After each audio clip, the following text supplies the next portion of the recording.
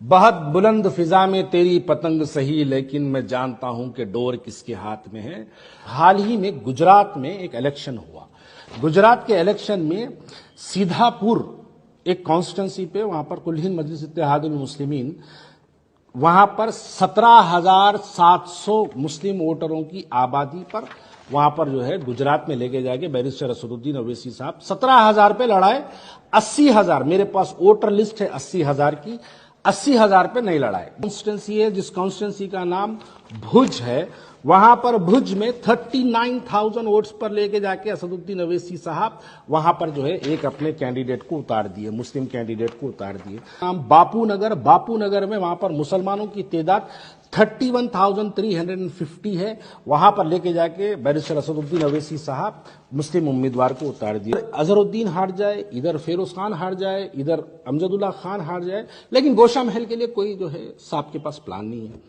मैं चैलेंज बोल रहा हूं ये बात, जितने पैदल दौरे असदुद्दीन ओवैसी साहब नामपल्ली में करे, अगर एक मुस्लिम कैंडिडेट को डाल के गोशा महल पे अगर उतने पैदल दौरे असदुद्दीन ओवैसी साहब गोशा महल के अंदर अगर करते, तो मैं समझता हूं गोशा महल के पूरे मुसलमान सड़क पे उतरते इलेक्शन के दिन और अपने वोटों का इस्तेमाल करते, 90 to 100% पोलिंग लेके चले जाते। बताइए क्या मलून हारता नहीं था? नहीं हराना चाहते थे। बोलना चारों लोगों को, क्या असदुद्दीन ओवैसी साहब हिंदुस्तान के कोई मुस्लिम लीडर की तारीफ करते हुए कभी कोई सुना? नहीं करते। क्यों नहीं करते?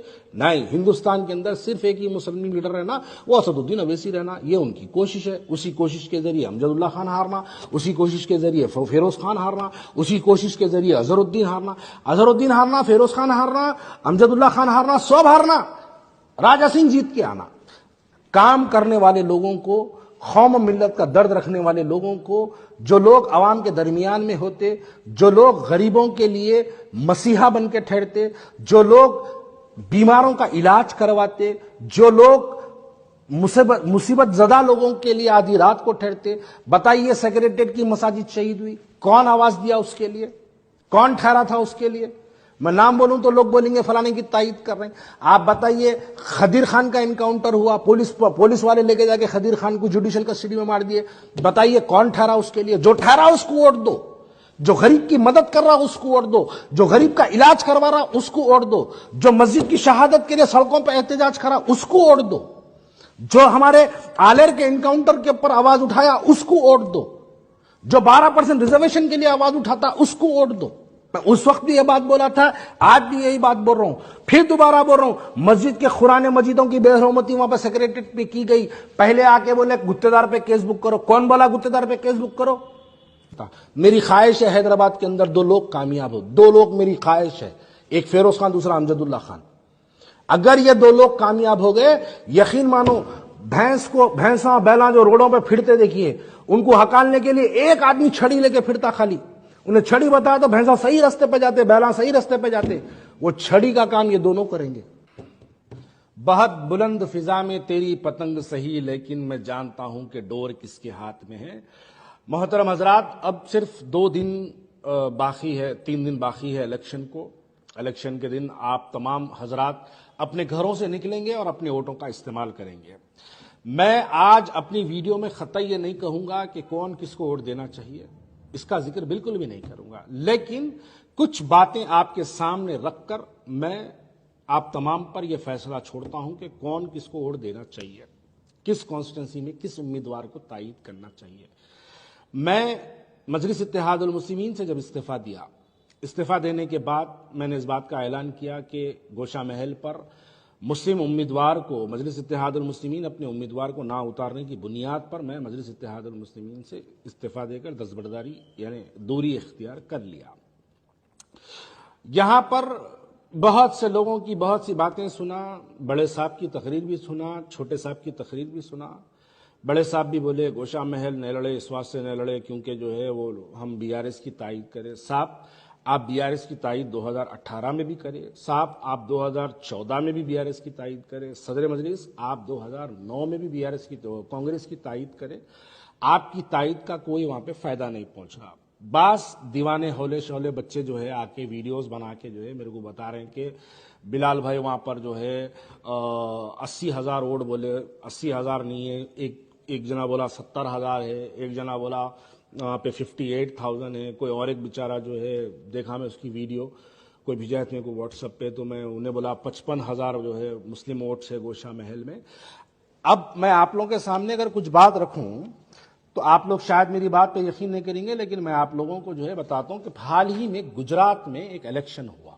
गुजरात के इलेक्शन में सीधापुर एक कॉन्स्टिट्यूंसी पे, वहां पर कुल हिंद मजलिस इत्तेहादुल मुस्लिमीन, वहां पर 17,700 मुस्लिम वोटरों की आबादी पर वहां पर जो है गुजरात में लेके जाके बैरिस्टर असदुद्दीन ओवैसी साहब 17,000 पे लड़ाए। 80,000, मेरे पास वोटर लिस्ट है 80,000 की, 80,000 पे नहीं लड़ाए। गुजरात में जाके आप इस कॉन्स्टिट्यूंसी का नाम नोट करिए, सीधापुर इस कॉन्स्टिट्यूंसी का नाम है, वहां पर 17,000 मुसलमानों की आबादी पर लड़ाए। गुजरात में मंदीप बोल के एक कॉन्स्टिट्यूंसी है, इस कॉन्स्टिट्यूंसी में 26,200 मुसलमानों पर लेके जाके वहां पर असदुद्दीन ओवैसी साहब अपने मुस्लिम उम्मीदवारों को वहां पर उतार दिए। गुजरात में और एक कॉन्स्टिट्यूंसी है जिस कॉन्स्टिट्यूंसी का नाम भुज है, वहां पर भुज में 39,000 वोट्स पर लेके जाके असदुद्दीन ओवैसी साहब वहां पर जो है एक अपने कैंडिडेट को उतार दिए, मुस्लिम कैंडिडेट को उतार दिए। गुजरात में और एक कॉन्स्टिट्यूंसी है, उस कॉन्स्टिट्यूंसी का नाम बापू नगर। बापू नगर में वहां पर मुसलमानों की तादाद 31,350 है, वहां पर लेके जाके बैरिस्टर असदुद्दीन ओवैसी साहब मुस्लिम उम्मीदवार को उतार दिए। गुजरात में और एक कॉन्स्टिट्यूंसी है जिसका नाम है विजलपुर, वहां पर 51,000 मुस्लिम वोट्स पर लेके जाके बैरिस्टर असदुद्दीन ओवैसी साहब अपना उम्मीदवार वहां पर उतार दिए। गुजरात में और एक जो है कॉन्स्टिट्यूंसी है, उस कॉन्स्टिट्यूंसी का नाम है विदगाम एससी, उसमें 19,480 वोटर्स है, वहां पर लेके जाके बैरिस्टर असदुद्दीन ओवैसी साहब अपना उम्मीदवार उतार दिए। अब जब हम बात ये करते हैं तो हमको ये बताया जाता है कि नहीं नहीं यहां पे तायीद करेंगे, वहां पर जाके लड़ेंगे।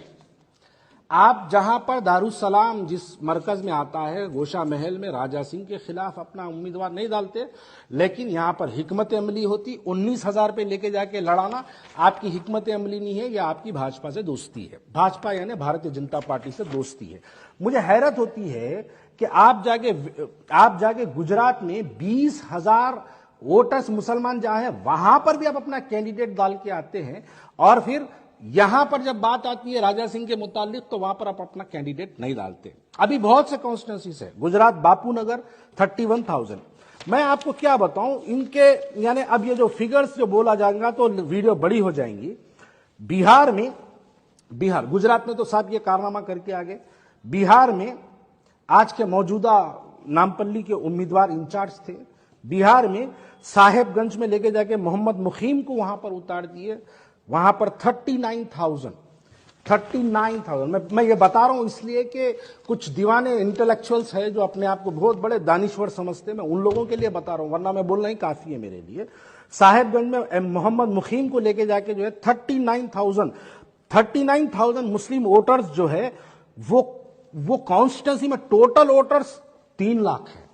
3 लाख की आबादी में आप लेके जाके 40,000 में मुस्लिम कैंडिडेट डालते। गोशा महल में 2,30,000, 2,30,000 में 2,80,000, 2,80,000 में हमारे जो है 80,000, माफी चाहता हूं 2,60,000 गोशा महल में, 2,60,000 में मुसलमानों के वोट वहां पर 80,000। कुछ पागला बोलते हैं मेरे पास वोटर लिस्ट है, मैं तमाम वोटर 80,000 वोटरों की लिस्ट में सोशल मीडिया पे अपलोड कर दूंगा अगर किसी को एतराज है तो।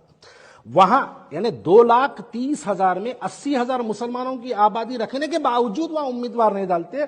लेकिन बिहार में साहेबगंज में वहां पर 3 लाख की कॉन्स्टिट्यूंसी में सिर्फ 40,000 मुसलमान हैं, वहां लेके जाके मोहम्मद मुखीम साहब को बली का बकरा बना के उतार दिए। दरअसल मुखीम साहब बकरे नहीं है, दरअसल बकरे जो है वहां पर मजलिस इत्तेहादुल मुस्लिमीन को भारतीय जनता पार्टी इस्तेमाल कर रही है। साहेबपुर कमाल में लेके जाके वहां पर अपना एक कैंडिडेट डाल दिए। 2,17,000 की कॉन्स्टिट्यूंसी में 41,000 मुस्लिम वोटर्स है, वहां लेके जाके डाल दिए। बिहार में शेरघाटी पे लेके जाके मंसूर आलम को जो है वहां पर अपना मजलिस इत्तेहादुल मुस्लिमीन अपना उम्मीदवार बना दी। वहां पर 40,000 मुसलमान है खाली, वहां 40,000 वोटर लिस्ट के हिसाब से सिर्फ 40,000 मुसलमान है। 2,60,000 की कॉन्स्टिट्यूंसी में वहां उतार दिए लेके जाके। अब इसके बावजूद भी हमको जवाब नहीं मिलता।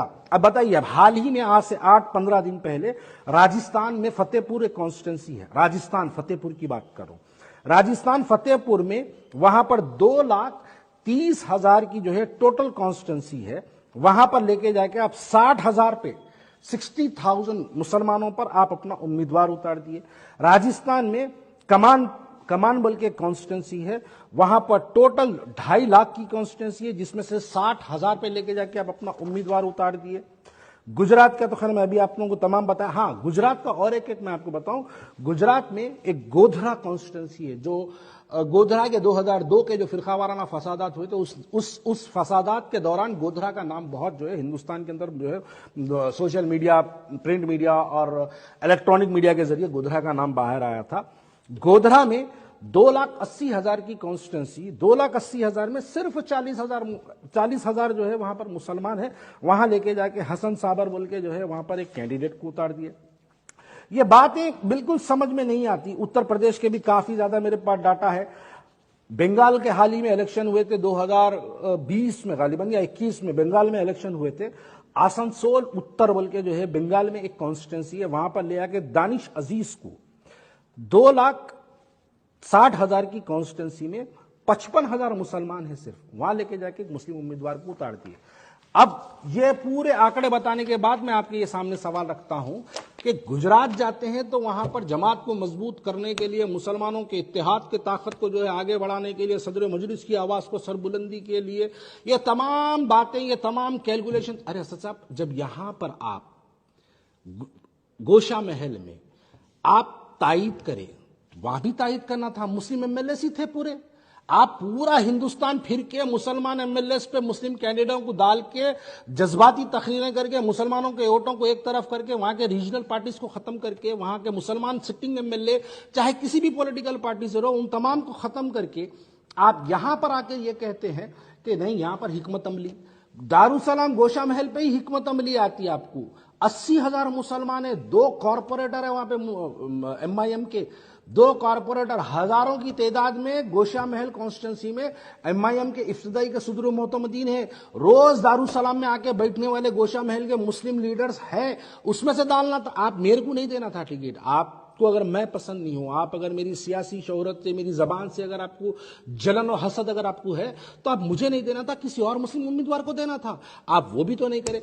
अब ये तमाम चीजें हैं। मैं बहरहाल आखिरी में बस इतना ही कहूंगा कि आप 2 दिन के अंदर आपको इलेक्शंस का सामना करना है। तमाम मेरे व्यूअर्स को मैं इन सब चीज़ों के बाद मैं व्यूअर्स के सामने रखता हूं। मैं काफ़ी दिन से जो है डिस्ट्रिक्ट्स के दौरे भी कर रहा था, देख रहा था वहां पर जो है लोगों को काफ़ी जज्बात है कांग्रेस पार्टी की तरफ से। ये यकीनी है कि कांग्रेस पार्टी की सरकार जो है इस मरतबा हुकूमत जो है कायम करेगी इंशाल्लाह ताला तेलंगाना के अंदर। तो वहां के मुसलमानों से मिलने के बाद मैं यहाँ पर अब आया हूँ और ये वीडियो के जरिए मैं तमाम मेरे वोटर्स को अपील करता हूँ। एक हमारे हल्के याखुतपुरे से एक उम्मीदवार है, वो उम्मीदवार जनाब अमजदुल्ला खान खालिद, जो मजलिस बचाओ तहरीक के उम्मीदवार है।